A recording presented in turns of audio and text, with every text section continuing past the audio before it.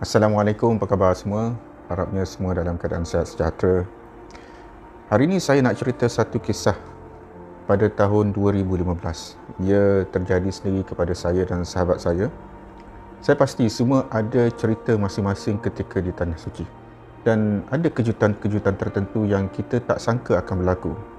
Sama ada kejutan itu berbentuk yang lebih istimewa ataupun dalam bentuk cabaran dan sebagainya. Pada tahun 2015 saya pergi bersama dengan sahabat saya lah, sahabat tempat kerja. Kami pergi menunaikan umrah pada bulan 5, masa tu musim panas lah. Biasanya kalau kita pergi ke Madinah, bila kita sampai ke Madinah, tempat yang memang kita teruja dan memang sangat-sangat hendak berada di situ ialah di Raudah kan. So pada ketika itu, saya dengan sahabat saya tu dah plan, okay, kita masuk ke Raudah, kita solat, kita berdoa, lepas tu kita keluarlah. Sebab pada masa tu tidak ada lagi sistem aplikasi nusuk ataupun tasrih yang kita gunakan. Bila kita menggunakan visa umrah tu, kita ada tasrih, surat untuk masuk secara berkumpulan, ataupun kita menggunakan aplikasi nusuk tadilah. Dulu kita nak masuk ke Raudah tu, kita kena beratur panjang, kita kena menunggu daripada luar dekat dia punya bida yang warna putih tu. Nak masuk tu mengambil masa, kadang-kadang 2 jam. Menunggu saja sejam lebih, basak-asak, rapat-rapat menunggu, dan keadaannya tidak begitu teratur lah. Dan ada kalanya keadaannya begitu agak sukar juga ujian tu.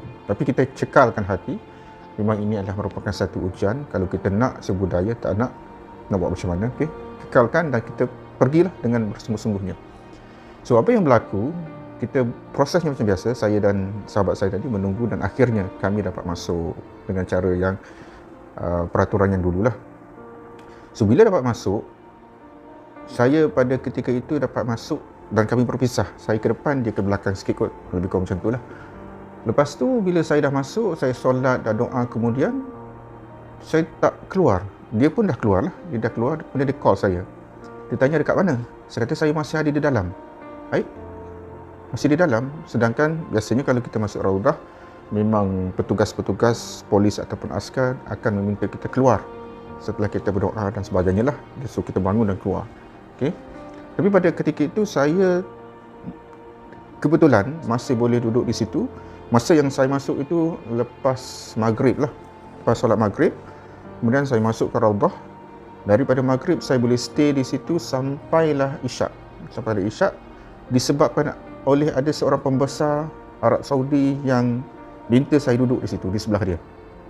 Pada ketika itu saya pergi dengan keadaan yang tidak fit lah. Saya mengalami masalah sakit kaki, lutut saya kena ACL, spot injury. So dia suruh saya duduk kat situ, duduk, stay, bawa kurma air zam-zam. Lepas tu dia bagi saya haruman kasturi. Kemudian dia suruh tunggu kat situ lah sampai isyak. Alright, sampai isyak. Kemudian yang kawan saya tadi, dia call, kenapa masih lagi duduk situ? Kemudian saya kata, saya ada orang pembesar Arab ni jaga saya, dia suruh saya dekat situ.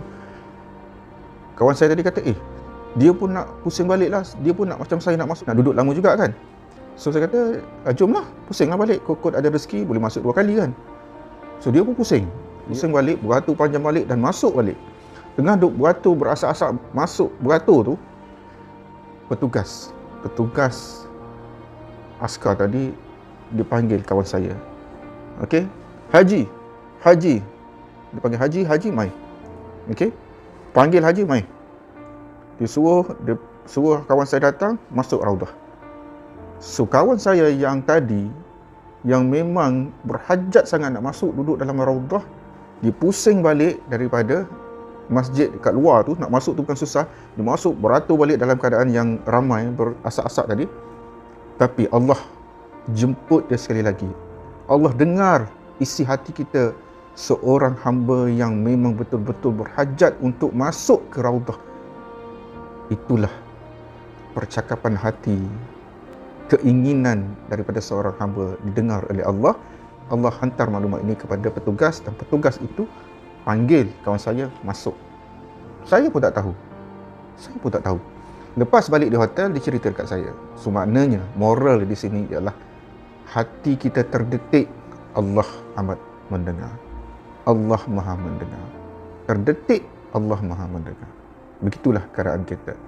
kita mesti dekatkan diri kita dengan Allah, walaupun pada zahirnya kita tidak nampak Allah, tetapi hakikat sebenarnya Allah itu sangat-sangat dekat dengan kita. Malahan apa yang terdetik di hati kita ini pun Allah mengetahui. Wallahu a'lam.